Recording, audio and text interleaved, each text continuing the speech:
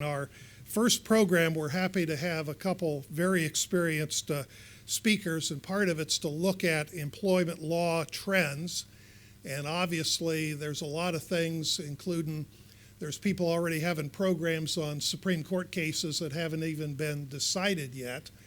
There's one that's important to a lot of the unions and others, but I'm sure they'll talk a little bit about that. Plus, our Ohio Supreme Court is always busy and active, and our two speakers coming up. First is Sloan Spalding, and he's the section chief for the Attorney General's Employment Law section, has been in that job since 2014, and he occasionally shows up at our board and at some of the hearings, and I remember sitting in on one of them, and it was really contentious, and the other attorney was making lots of objections, and Sloan jumped in too, and they were arguing about evidence and what would be admitted. So Sloan's experience both in supervising a lot of attorneys that deal with employment law. Previously, he was the top attorney for the Ohio Board of Regents, plus has worked with the state in the mental health area, plus at Ohio State private practice. Originally graduated from University of Utah, but he came to Ohio to discover his future. And as if his job at the AG's office doesn't keep him busy enough, he also likes to do road bicycling, including Pelotonia. I assume that gives him lots of time to think about these things. But he also has a little part-time gig on a city council, and he's mayor of a community in central Ohio called New Albany that also keeps him busy. So he's got a little bit of gray hair and has earned it. And the second speaker is much, much younger, so I don't have quite as long a resume, but she's an associate AG in the employment law section. Previously was in the constitutional offices section for the Attorney General, where she dealt with the different state elected officials, their needs, and also a lot of the public records. So I'm happy to turn it over to Sloan and Erin, and I think they've got a little bit of a overview summary, and obviously, if you've got some questions, we welcome those. Thank you. Thank you.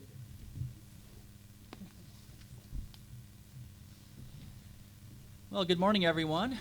Chairman Casey, and I'd like to thank the board as well for inviting us back this year to give the opening remarks in today's presentation. There's a lot of familiar faces in the room, and it's certainly good to see you again. Seems like every year we do this, the room gets a little bigger. I don't know if we can fit too many more people in here going forward, but that's great that everyone can make it. Usually we like to say, hey, if you got questions on, during this presentation, raise your hand and we'll try to answer them. Again, it's a big group, but don't be intimidated. If you have a question, ask us. We'll do our very best to answer it. If we don't know the answer, we'll just make something up and no one will know otherwise. So today we want to cover a couple of topics, and again, the great thing about employment law, and Mr. Casey was kind enough to read over my resume, which either says I've had a lot of experience doing different things or I can't hold down a job.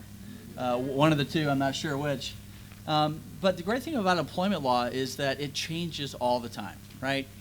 So just about the time you get comfortable in the way things are going, there'll be a Supreme Court decision, there'll be an act of Congress, the General Assembly will do something, there'll be a new lawsuit, and what you thought was reality has changed. So just keep that in mind. The great thing about, whoops, make sure we get to the right slide here. Here we go. The great thing about employment law is that, it's like lifetime employment for all of us, right? I mean, we'll always be learning something new and reacting to the landscape as it changes underneath us. So what we want to cover today, the first topic is really, the topic du jour right now in labor and employment law, and that's, of course, the Supreme Court's contemplation of the case of Janus versus American Federation. And we'll cover some of this. We want to talk a little bit about how we got to this point, a little bit about the background of the case and the controversy, how it got to the court, comment a little bit about the oral argument before the court, which if you have a couple of hours of free time, feel free to go to the Supreme Court's website and listen to the audio. It's very interesting. We want to talk a little bit about the potential impact on Ohio. And in fairness, I mean, this is an ongoing conversation that we're having with a variety of people. And there could probably be 1,000 different opinions on what's going to happen after the court announces its decision in Janus. We'll cover a couple of those today, and we'll welcome comments from others in the audience as well. And then also cover briefly what else is going on in Ohio. Of course, the General Assembly can't leave things alone, and there's some pending legislation that would impact collective bargaining in Ohio beyond the court's announcement in Janus. We also want to provide a bit of an update on the Family Medical Leave Act. As I like to say, the FMLA universe and beyond seems to be one of the favorite things to deal with employees on a regular basis is the administration of FMLA. We want to cover, to the extent we can, the ADA cases and some recent cases involving telecommuting and leave as an accommodation. Of course, there's no one in the audience that hasn't recognized that there's quite an interest in sexual harassment in the workplace under Title VII and state law, and we'll talk a little bit about the #MeToo movement. We recognize that other speakers are going to be covering this more in depth this afternoon, so we'll just touch upon it in a very brief way. We also want to take a moment to talk a little bit about Equal Pay Act claims. Erin had the privilege, opportunity, responsibility, I'm not sure what word she'll use, to describe her appearing in federal court just a couple of weeks ago on behalf of the University of Cincinnati in an Equal Pay Act claim. And I won't steal her thunder, but it was an interesting week. And then we want to wrap up our conversation today with retaliation claims and explain to you why employment lawyers really hate them and what you can do to prevent us from having to deal with them. So let's just go ahead and just jump right in and start our conversation on Janus. And again, I think it's important for us, and Chairman Casey, who I always like talking about Ohio history, he's a great resource for that and always has great stories. There might be one of the best storytellers I know. But let's talk a little bit about the history of collective bargaining in the state of Ohio. And again, some of you may have lived through some of these things, and you have your own understanding of what was happening at that time and how things played out. But I just want to go through a couple of the steps that led from no collective bargaining in Ohio to the enactment of 4117.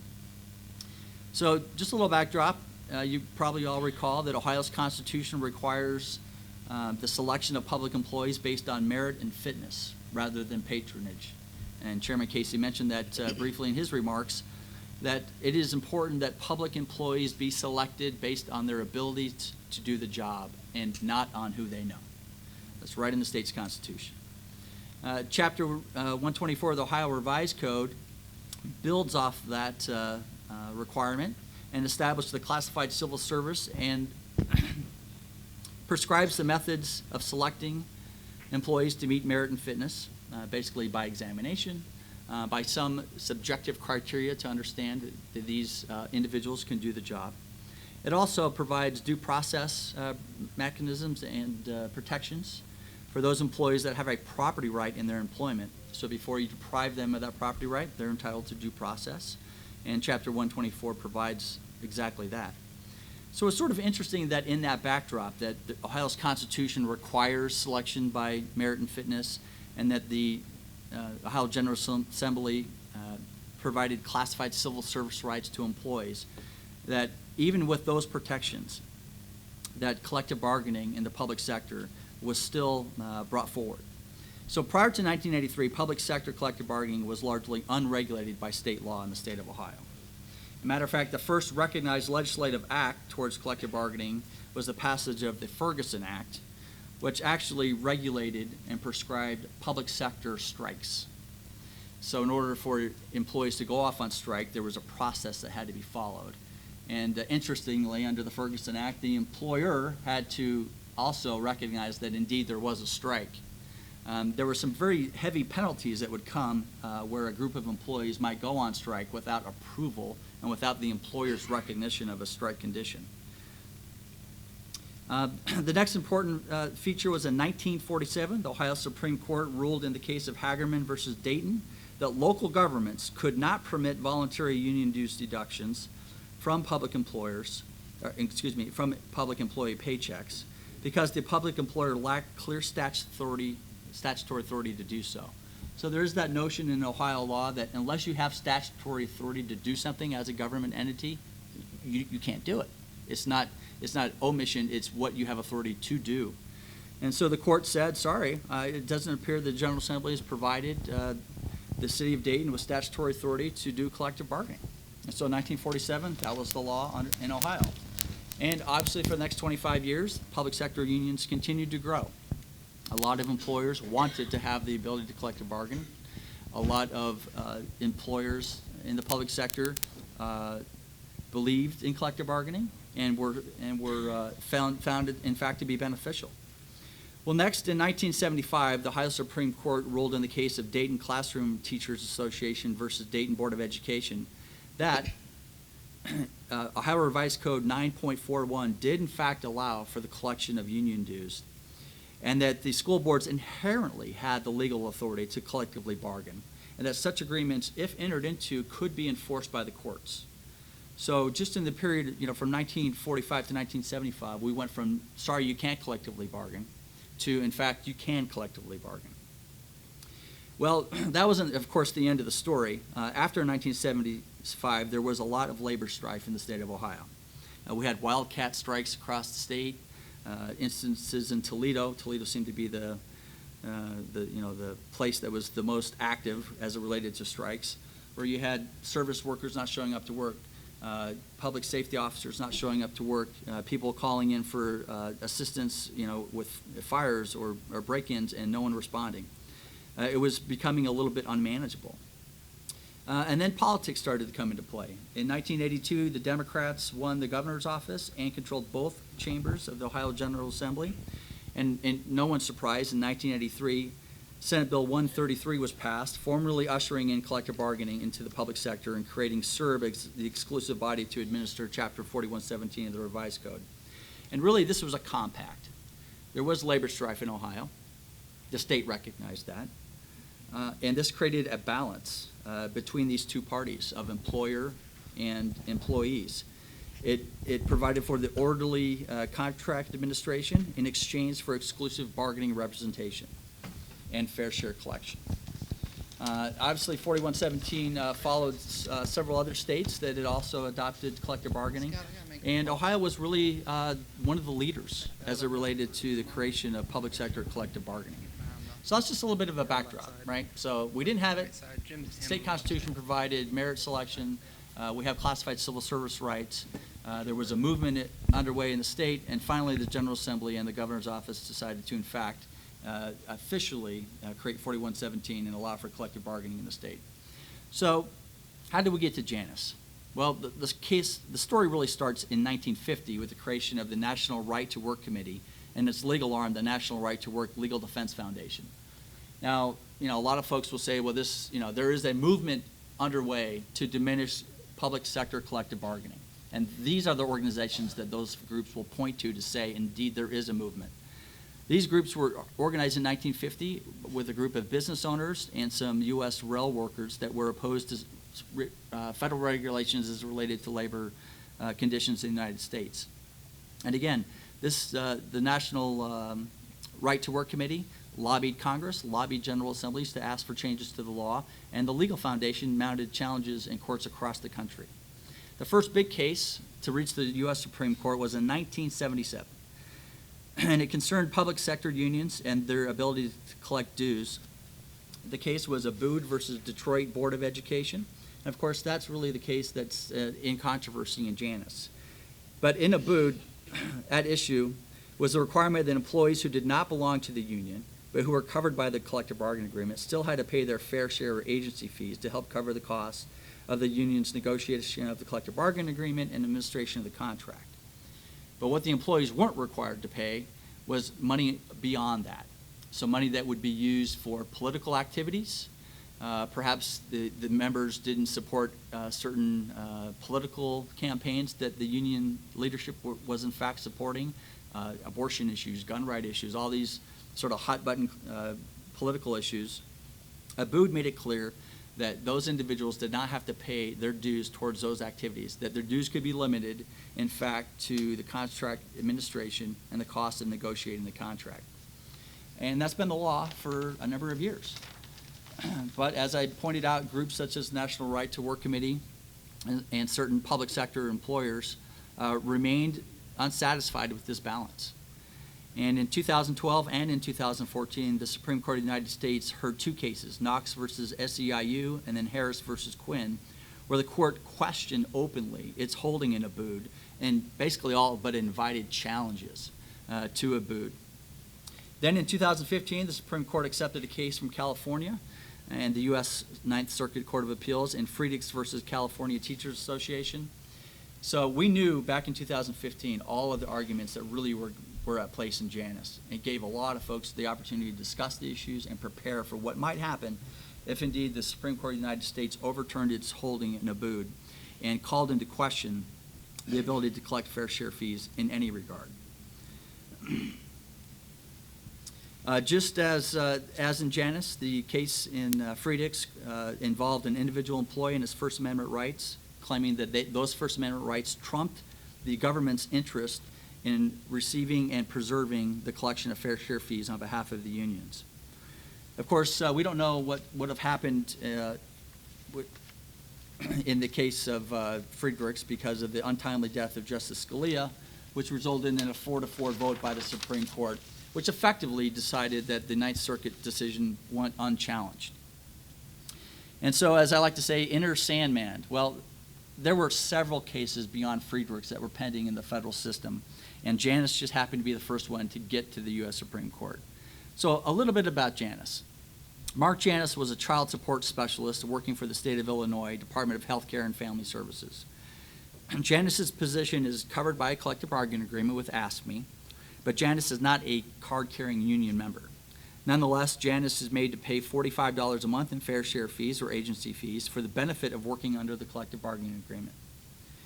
Janus argues that the government forcing him to pay these union dues via the collective bargaining agreement and under state law amount to his compelled speech. So he has no choice. Under the collective bargaining agreement and the state law in Illinois, he must pay the fair share fees. And his argument is that by making him pay his money, they're compelling speech, because it forces him without consent to subsidize political speech that he doesn't agree with. Now, one thing that's different in Janus than from the Abood case is in Abood, it was really looking at these really hot-button political issues. Here in Janus, the speech that is being protected are not issues like abortion or gun rights or political candidate support, but rather Janus doesn't agree that unions' demand for increased wages and benefits is politically appropriate when considering the extreme fiscal troubles of the state of Illinois. So he takes the position that by making him pay his union dues, in essence, he's forcing the state of Illinois to increase cost, which will increase taxes. And he believes that that is, he doesn't support that notion, and that him being forced to pay his union dues is actually participating in a scheme that he doesn't agree with. So again, the main legal argument in Janus is compelled speech. And the legal argument that is being raised is that because it is in fact compelled speech, that the Supreme Court needs to evaluate this under a heightened scrutiny, and the state has to prove its interest as compelling. So that's a little bit of the backdrop on Janus, and I know that Erin has spent a lot of time reviewing the court briefs, reviewing the transcripts from the oral arguments, and we're going to talk a little bit about that. Again, you could go online right now, Google this, and find thousands of articles, literally thousands of articles covering these issues on a variety of points. So we certainly don't have time today to cover all of that, but just want to give you a little bit of the flavor of what we expect to happen. Again, Friedrichs really gave us a good indication of where the court was leaning. So how does it stack up this time? Well, we know, looking at the transcripts from the oral argument, that there are certainly two camps. One in favor of the union, and one in favor of the employees. The employee, Mr. Janus. So on the union side, you have Justice Sotomayor, Justice Kagan, Justice Ruth Bader Ginsburg, and Justice Breyer.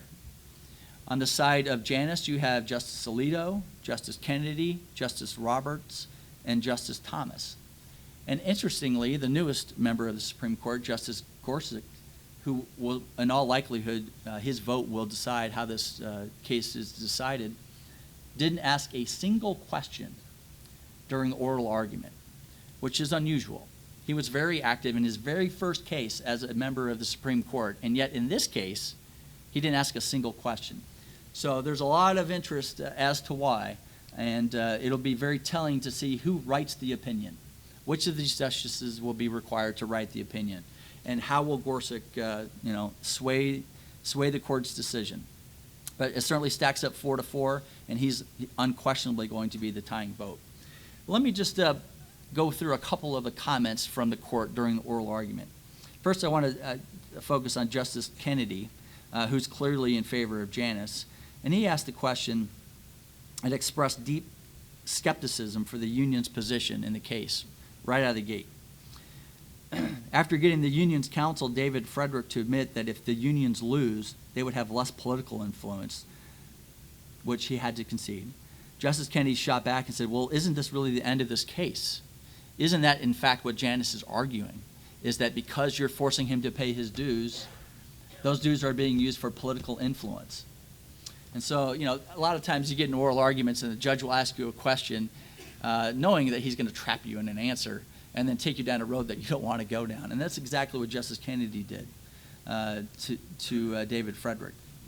Justice Roberts, the Chief Justice, expressed similar skepticism of the union's position and it focused on how negotiation of wages was certainly tied to state budgets. And state budgets are definitely a matter of public concern. So really feeding right into the arguments made by Janus, that in fact by forcing him to pay his dues, he is participating in political speech that he's opposed to. On the other side of the equation, you had some very pointed questions by some of the justices supporting the union's position. One being Justice Ruth Bader Ginsburg, who, one of my favorite justices. She always asks very good questions, very probing questions. But she asked counsel about whether eliminating agency fees would actually financially cripple unions and make the exclusive representation nothing but a hollow vessel. Because once they are drained of all their resources of the dues, what are they to do?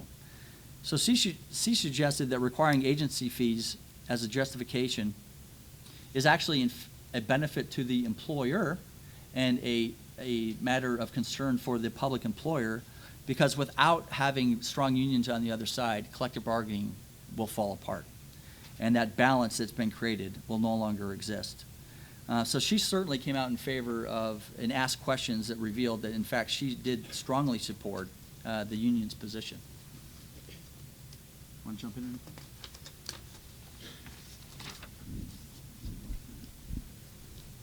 Well, I would think, I would slightly state that back, when Friedrichs had been argued, Scalia was still very much alive and well. And this was the previous case before Janus. And it was pretty clear from the questions that were asked that the outcome was going to be that collective bargaining agency fees were going to end with his decision. Of course, as Sloan mentioned, he passed away before then. And Gorsuch is very much anticipated to hold those same views, even though he didn't speak at oral arguments. He used to clerk for Kennedy. He's clerked for Justice White. He was, of course, selected by Trump to replace Anton Scalia. So I think, my read in talking to people on the collective bargaining side, people in management, is, there's been a lot of preparation for a while now, expecting this case to come down, to overrule Abood and to essentially do away with fair share fees in public employment.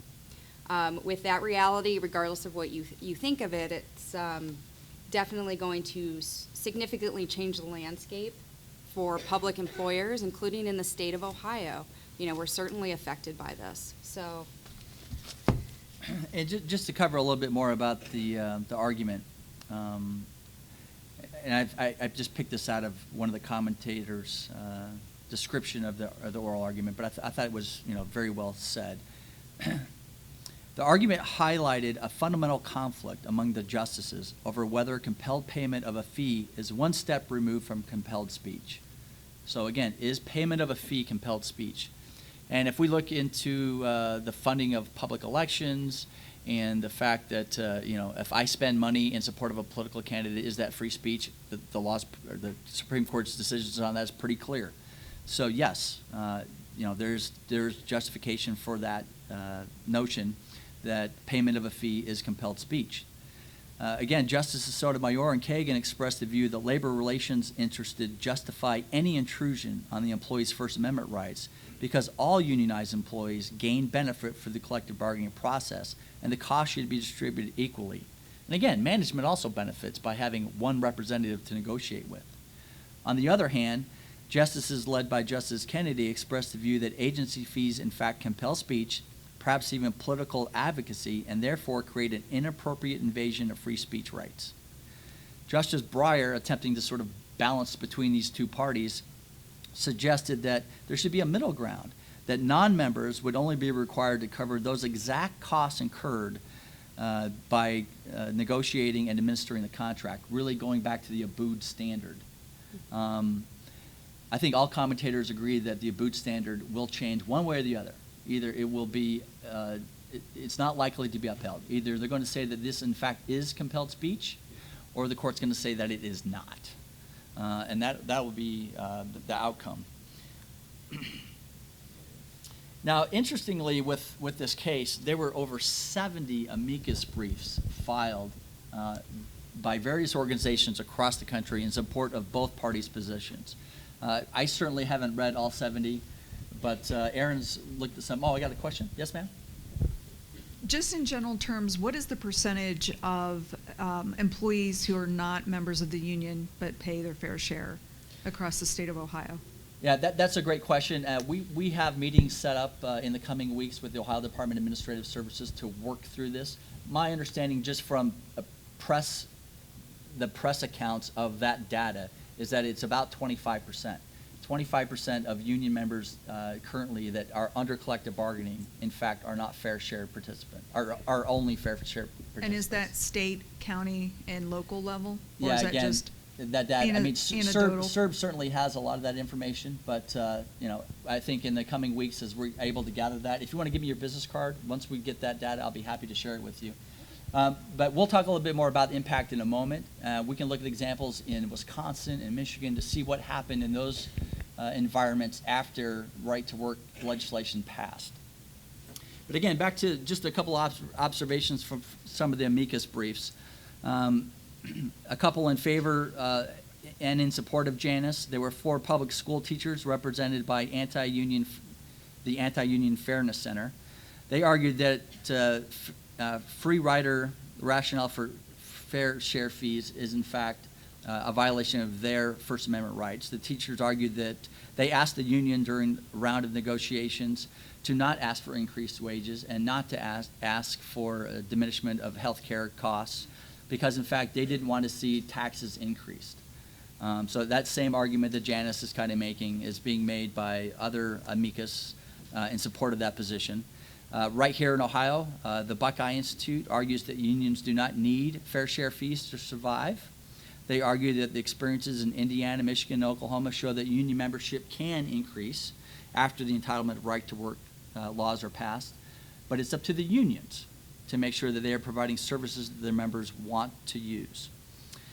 20 different states also filed amicus briefs in support of Janus's argument, stating that public sector collective bargaining agreements in fact implicate matters of public concern and in fact are more lobbying than they are collective bargaining.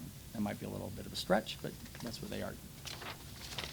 In favor of the union, there were 15 unions representing police, fire, firefighters, and other public safety employers that argued that eliminating fair share fees could set in motion a union death spiral, where membership would drop as a result. Unions would have to raise dues, would have to provide less services, which in turn would lead to less incentives for employees to want to even pay dues in the first place. Rather, a well-funded union that uses collective bargaining process appropriately actually increases safety, provides adequate training, promotes cohesion among public safety employees, and allows management to have one collective bargaining representative to deal with. The ACLU argues that the Abood case struck the proper balance between protecting workers' First Amendment rights and the state's interest in managing its workforce.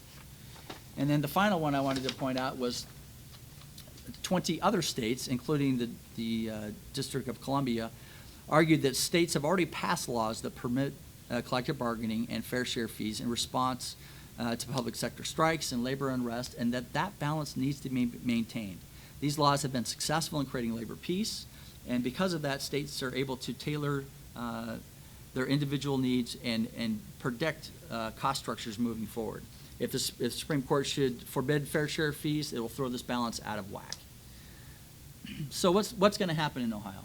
I think we can all guess pretty clearly based on the Frederick's oral argument and the Janus oral argument that the court is likely to say that, in fact, Abood was not correct, that in this circumstance where you force an employee who's not a member of the union to pay a fair share fee, that's a violation of their First Amendment right, and therefore fair share fees where the employee does not want to pay them cannot be collected.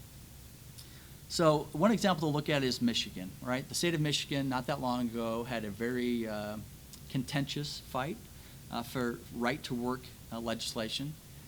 I know some folks like to, right-to-work is an interesting way to describe what the legislation is seeking.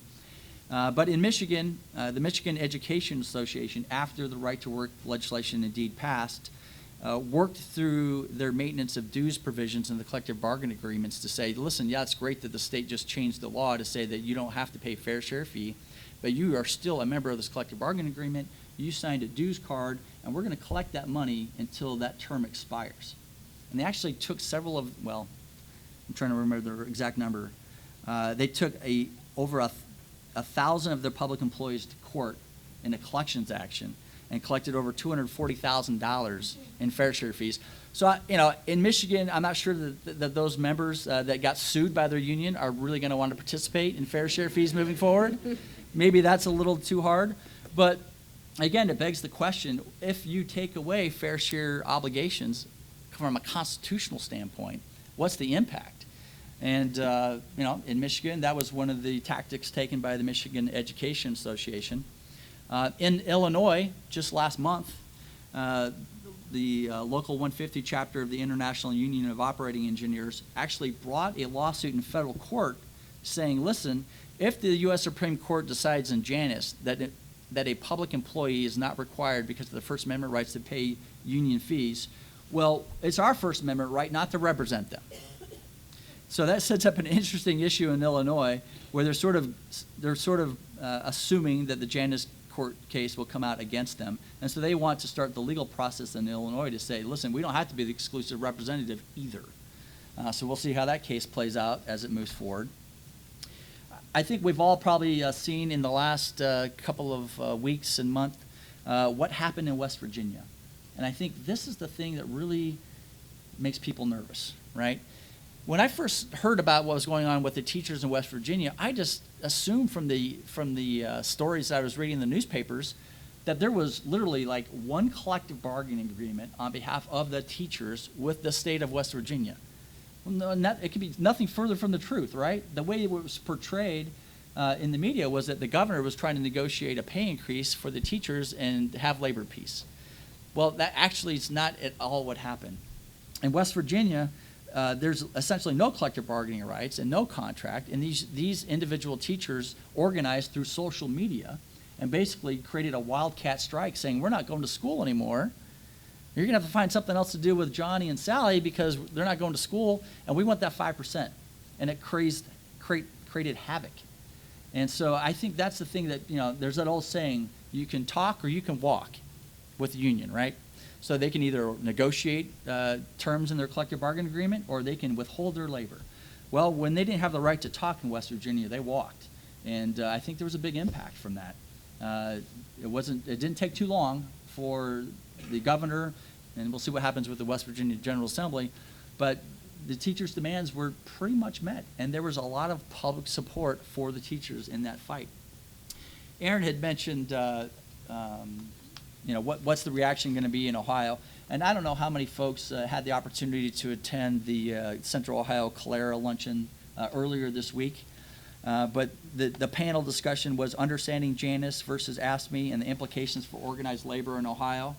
The very distinguished panel, Scott DeMurrell from the OEA, Melissa Cropper from the Ohio Federation of Teachers, and of course Chris May from OCSEA were there to talk about what was going to happen with Janus. And I want to speak for the panel. Certainly, you can call each one of those individuals and get their take on it. But from what I heard them say, I think they all recognize that the Supreme Court's going to rule against unions in the Janus case. Thankfully for the unions, they had a heads up with the Fredericks case that this was likely to happen.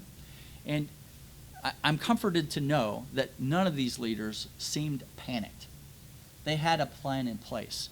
They recognize that there's going to be a sea change as it relates to the financial stability and the financial business model of unions, collective bargaining unions in Ohio. And recognizing that, they've made great efforts to reach out to their members and try to cultivate a relationship with them at an individual and local level to make sure that those individuals know why it's important to be a member of the union. What services can they provide? How is union membership beneficial to them? And so, I mean, that's great. That's great that they're taking the opportunity, in light of the fact that Janus might impact them, to reach out to their members. They're also going. Some of the unions are going through recommitment opportunities. So, you are a member now. You have signed a card, but we would like your recommitment. How about you sign up another card with maybe a longer term? They also are looking at the dues provision. So when you have that dues card that a union member signs off on, it's like one of those parking tickets you get when you go into a parking garage. It has all this stuff on it. You just sign it, and no one ever read it. Well, there's some really great information in these dues cards that the union wants to pay attention to. So obviously, these three panel members were talking about the fact that they're working on maintenance of membership clauses and agreements. They're clarifying with that, and they're also taking a close look at dues cards. One thing that I think was comforting to hear is that each of these panel members said, listen, we understand that the best thing for our members and the best thing for collective bargaining in Ohio is for each of us to maintain that exclusivity. We don't want to go to members-only agreements. Members-only agreements, we will dilute our ability to bargain effectively if we have only 25% of the membership. We have to be that exclusive representative. Now, we'll see how far that goes if the business model gets disrupted. I think after Janus, we're going to see some efforts by the General Assembly to address the impact of that. But, leave it to the General Assembly to get out ahead of an issue. Representatives Becker and Riedel have introduced several different referendums. They're packaging as a right to work. Yes, sir, I got a question? Yeah, just real quick. I believe in the fair share fee. I think for collective bargaining and disciplinary matters. I think what bothers me is we got 4 unions where I'm from, is they charge the same fee as a regular union member as a fair share. I never thought that was fair because obviously they are doing some political activities. I think that years ago there used to be a fair share. Now no longer, it's just regular union dues. Why wouldn't you join a union if you're paying the same fee? Yeah, and that was argued a lot in the Janus case, where the Abood decision set up a standard where it was on the unions to point out, listen, here's how much contract administration costs. So like Mr. Janus, for example, he was paying $45 a month for his fair share contribution. How much of that fair share contribution was actually for contract negotiation and maintenance?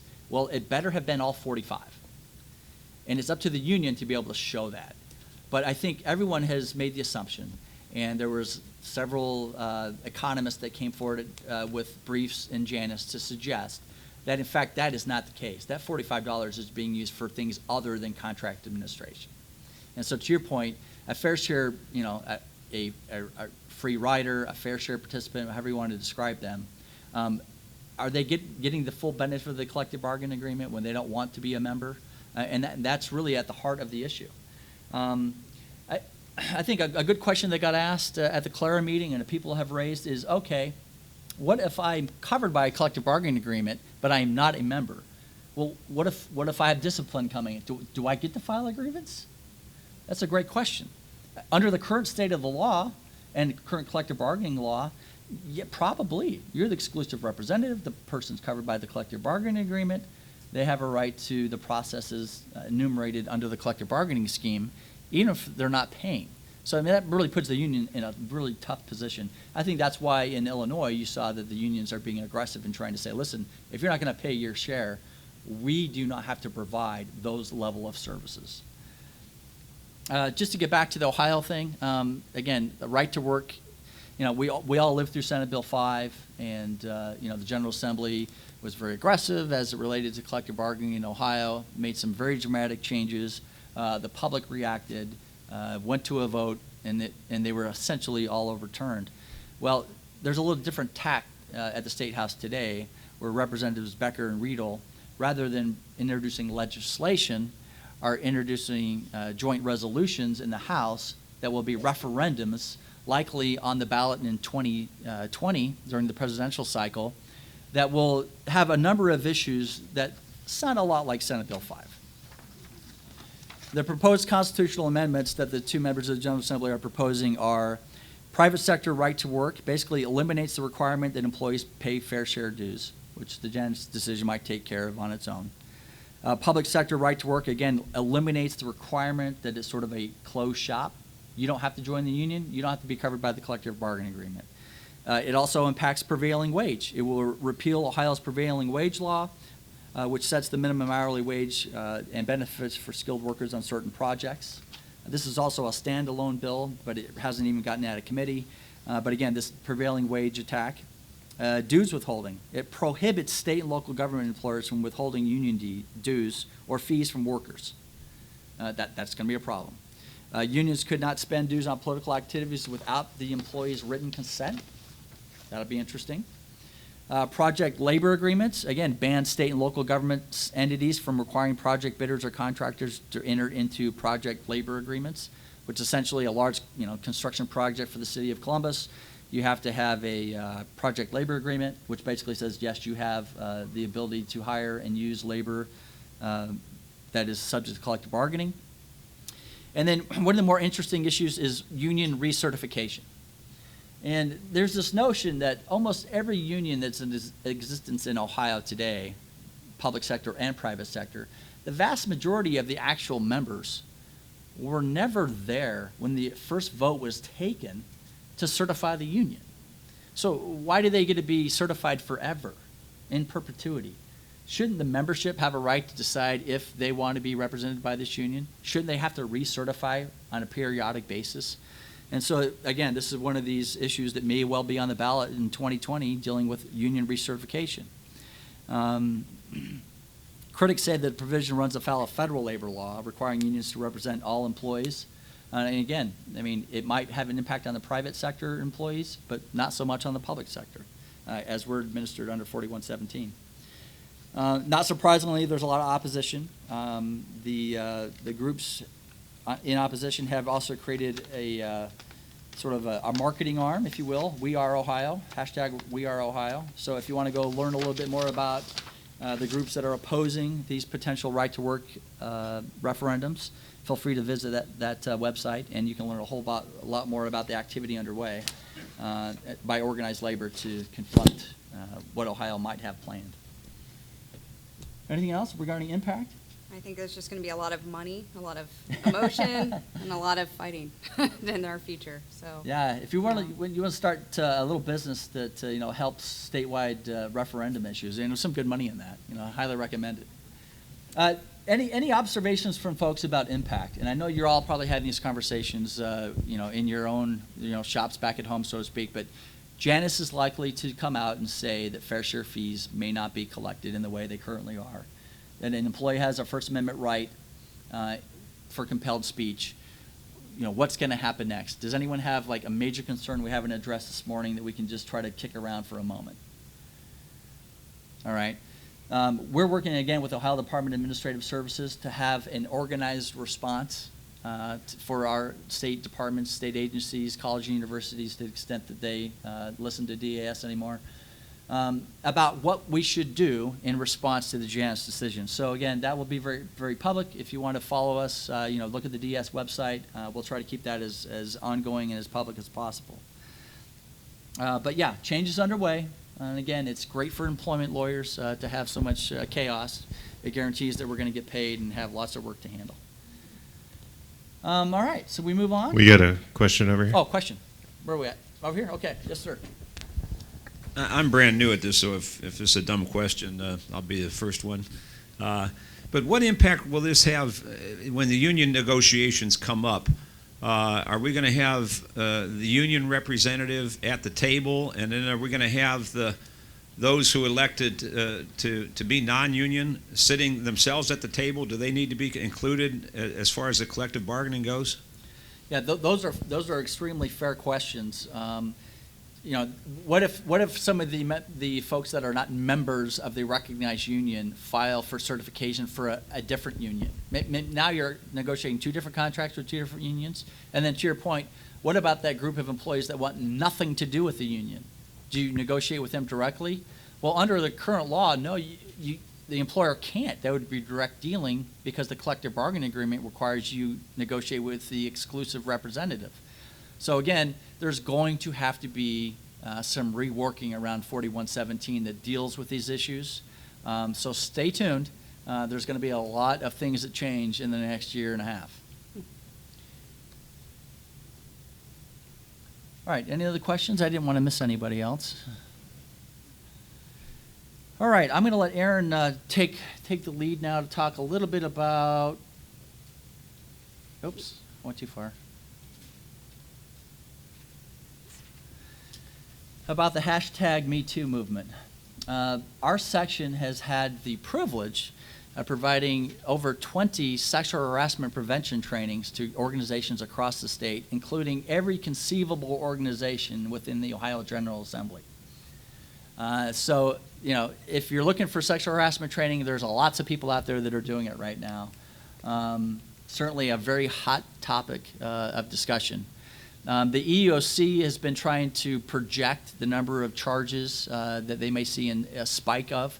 Surprisingly, the first month of the year, they did not see, or January of this year, they did not see a massive spike.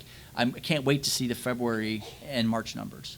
I think everyone's anticipating there's going to be a groundswell of folks filing complaints because I think there's this notion now under this Me Too movement that folks feel that they will be supported when their allegations are made, that they will be taken seriously, and that there's at least somewhat of a level playing field between the victim of sexual harassment and the person accused of conducting the harassment.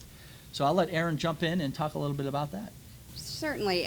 This is a topic we could talk about for days, much like Janice, but you're going to also have speakers later today that are going to get into this a little bit more. So I'm just going to touch on briefly some tips from the management side in terms of, this is a topic that has only recently, gained the amount of attention it has, but has certainly been going on for a very long time, as I think most women in the workplace know, unfortunately. And it's, of course, not just women. It's everybody has been subject to this, unfortunately, I think at some point in their employment. We would really recommend, if you're an employer right now, to review your existing policies, specifically about the complaint process that individuals who are experiencing or alleging any kind of harassment, especially sexual harassment, feel like they have not just one, but multiple avenues for reporting. Make sure that there isn't just one existing avenue where somebody has to go to his or her direct supervisor. Sometimes direct supervisors are the problem, or that supervisor's supervisor. It's always nice to have at least another channel for complaints that kind of goes around the chain of management. We recommend, having maybe take an anonymous survey of your people to kind of see what they've been experiencing, what's out there, what potential claims could be coming. Certainly trainings, as Sloan mentioned, always, I don't think you can train people too much about this. In fact, I think you can train people and they can turn right around that same day and perhaps continue with that behavior, because this requires a real culture change.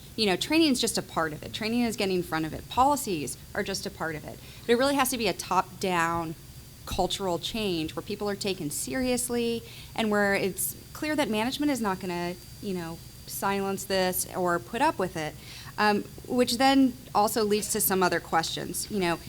Before you knee-jerk fire somebody who's had allegations against them, make sure you do a very thorough investigation and you have all of the facts that you can get. We certainly recommend outside investigations. I think they're cleaner. There's less finger pointing internally. There's less likelihood that somebody who's part of the problem is going to continue to be part of the problem. And, one of the things that, comes up a lot, especially if you're a public employer, is people want to promise confidentiality. They want to protect the name of the accuser and the accused. And, fortunately or unfortunately, that's just not something that you can do as a public employer. You cannot promise confidentiality. You cannot protect the names. You cannot protect these investigations. Anything in writing is public record.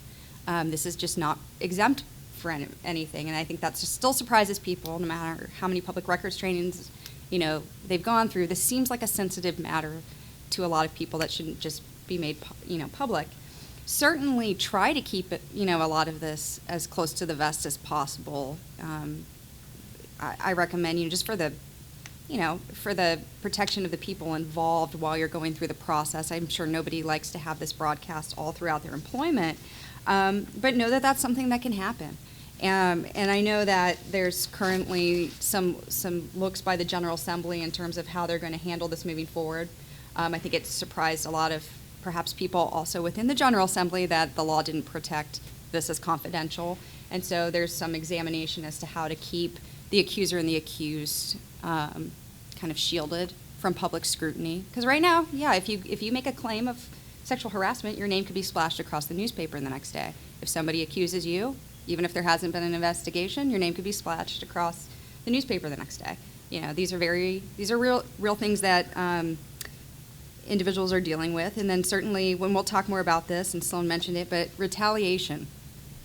We need to have anti-retaliation policies examined, and there needs to be a cultural change. There need to be trainings that if somebody reports anything like this, retaliation is the next concern we have as employment attorneys. Whether or not that person receives some sort of work change, or people don't want to talk to that accuser anymore, or people don't want to and some of it's hard because it's contrary to basic human interaction. If somebody's somebody's lodged a complaint against somebody and especially if this surprises you or you disagree with it, it's very important, that the person who has lodged the claim is not retaliated against. And again, that can be sometimes contrary to basic human interaction. So we really advise that if you encounter any of these issues, to immediately contact your legal counsel on how best next steps. The legislation that Erin mentioned is Senate Bill 270, which was introduced this week. A couple of features of that bill: creates a General Assembly Sexual Harassment Task Force. So if you're interested, please send in your resume. I don't want to be the only one on it. It authorizes the Office of the Legislative Inspector General to actually do workplace investigations as it relates to sexual harassment allegations. That is currently not what happens. Currently, right now, is the Chief of Staff and the Speaker in the House and the President and Senate are responsible for doing these workplace investigations, sometimes with the assistance of our office, sometimes with the assistance of outside counsel. This legislation makes it clear that the Office of the Legislative Inspector will do that. And to Erin's point, it specifically exempts from public records law the identity of a complainant and the victim of sexual harassment. So both the person that was accused of harassment and the person who was harassed shall not be a public record. So that would be interesting. Maybe they can get around to changing the way we select superintendents at public schools as well. All right, let me move into another topic that's dear to my heart, the Family Medical Leave Act, right? Everyone loves the administration of the FMLA. It's the best thing ever. The Forget Management Leave Anytime Act, the Friday, Monday Leave Act, however you want to describe it. I always recommend to people, if you do not have a certification on file for either migraines or sleep apnea, get it done now. What are you waiting for? Come on, you can get off work whenever you feel like it. All joking aside, if you're a sufferer of migraine headaches, I appreciate having suffered them myself, that this is nothing to laugh about. But it's those conditions that are hard to see, right, that always cause the most trouble. Someone goes off and on pregnancy leave, or they have some sort of surgery. That's easy to understand. They're taking large blocks of time. It's this intermittent use that is always a problem. But I just want to cover a couple of interesting cases real quick. The first one comes out of the state of Idaho, and it involves not only the Family Medical Leave Act, but pornography. So, of course, we have to talk about it. This case was decided just last month, March of 2018. It involves a police officer that worked for the Pocatello Police Department, Mr. Walker. Of course, his name is actually Johnny Walker. Why wouldn't it be? And in this case, Mr. Walker was responsible early in his career for conducting a workplace investigation of some colleagues in the police department that were accused of using their police-issued equipment to view pornography. Well, wouldn't you know it, one of the subjects of that investigation later in their career becomes the chief of police. And he is still a little upset about Johnny Walker's investigation. Well, Mr. Walker realizes that his career is all but over when the new chief of police comes in and starts, turning his ire on him. And so he applies for a job at Idaho State University. Go Vandals. Well, he doesn't get a glowing recommendation from his employer. In fact, the chief of police goes out of his way to defame Mr. Walker. And not only that, Mr. Walker had an FMLA certification on file and had used intermittent leave from time to time for that condition. There was no question about whether or not it was appropriate. It was all fine. But what the new chief of police decided to do was conduct covert surveillance of Mr. Walker while he was off on FMLA leave. And I got to be honest with you. Back in the day when I was in private practice, you know what we did? We did covert surveillance of people that are off on FMLA or more likely on workers' comp claims that maybe we didn't believe to be true. But the lesson from this case is you really need to have a good reason why you're going to conduct surveillance. Where FMLA abuse is particularly rampant, the use of surveillance can be effective to ensure employees are being honest with their use of leave. But before heading down this path, it's critical that surveillance be consistent with your personnel policies.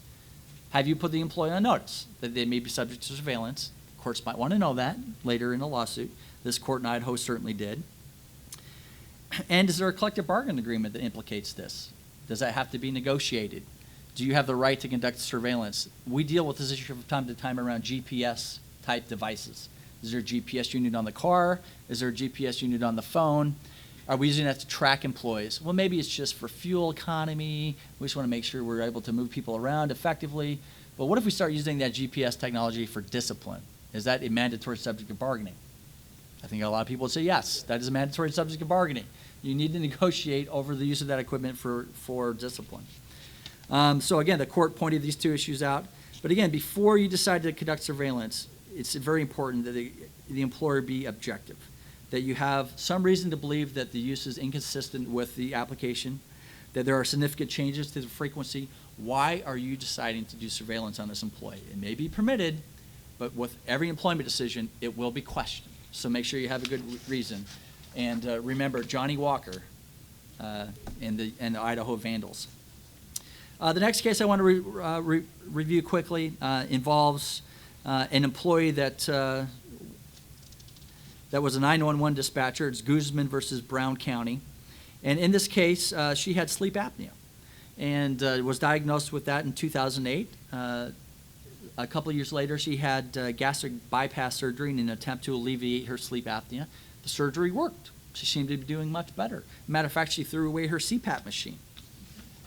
A couple of years went by, and she still had this certification on file. But unfortunately, she started to have some problems showing up to work on time. And her supervisor put her on warning. After the fourth absence without approval, without leave, they said if it happens again, you're going to be terminated. And of course, she only made it about a week, had her fifth absence, and got fired. After she was terminated, she said, well, this is all in violation of my FMLA rights because I had a certification on file. And it's a violation of the Americans with Disability Act. I have a disability. And the court in that case said no on both accounts. You may have had an FMLA certification on file, but it was outdated. You never put your employer on notice that you were using leave because of your intermittent condition. The employer had the right to ask for recertification because more than a year had expired before you had used it. And as for the ADA, there's this thing called the interactive process. And you did absolutely nothing to engage with the employer in the interactive process. So just remember that. I always tell folks that the interactive process is basically a ping pong game, right? And the most important thing for you to do as the employer is to always return the serve. Make sure that ball never stays on your side of the court. Once you're engaged in the interactive process, the employee asks for something. You have to give them what they ask for, but you have to engage in that process and give them something that could alleviate their condition and help them do their job. Looks like we're just about out of time. I wanted to leave just a couple of moments for Erin to talk about her Equal Pay Act case in Cincinnati. Again, this was a very important case for the University of Cincinnati involving a professor, and you never know what's going to happen in a jury trial. So just a couple of observations for those that think, employment lawyers never go to court anymore. We still do. We really do. And sometimes you win, sometimes you lose, but most cases settle. So this case ultimately settled, but leading into it, that was after a full week of federal jury trial. The case was at an impasse still by the end of the day on Friday, so at like 25th hour it ended up settling before a jury verdict. I was pleased with the settlement results. It was less than... So was the client? Less than we, would have settled, I think, before jury trial. So the important takeaways are, as an employer, I think, you're always in a position, especially if right now, if you have a person of a specific sex or gender, usually a female, who's being paid less than some of her male counterparts, to be sure that you have a good justification for why that is. I certainly think our client did in this case. But that's open to some interpretation, and certainly people are paid differently, often based on skill and performance. Just ensure that that's well documented, ensure that there are reasons for why people are receiving what they're being paid. But also, always recommend doing a review of your pay and salary and who's being paid what, and to make sure that it's not, just because over time, it does come up a lot. Maybe women are less likely to ask for promotions. Maybe women are more likely to come in at a rate, not negotiate for their salary than their male colleagues. These are all things that are, on people's minds. And so to, have some justifications for why people are, paid what they are, and make sure that it's not just, that you have something that's, I guess can stand up in court. And that's really, I think, all we have time for. So. All right. Thank you Thanks, very everyone. much. Again, if you have any questions or follow-up, we'll make sure that our contact information is made available to you. We'll do everything we can to respond to your questions and inquiries. And I always say, if you find someone who is an expert in labor and employment law, get a second opinion. Thank you, Erin and Sloan. Excellent job.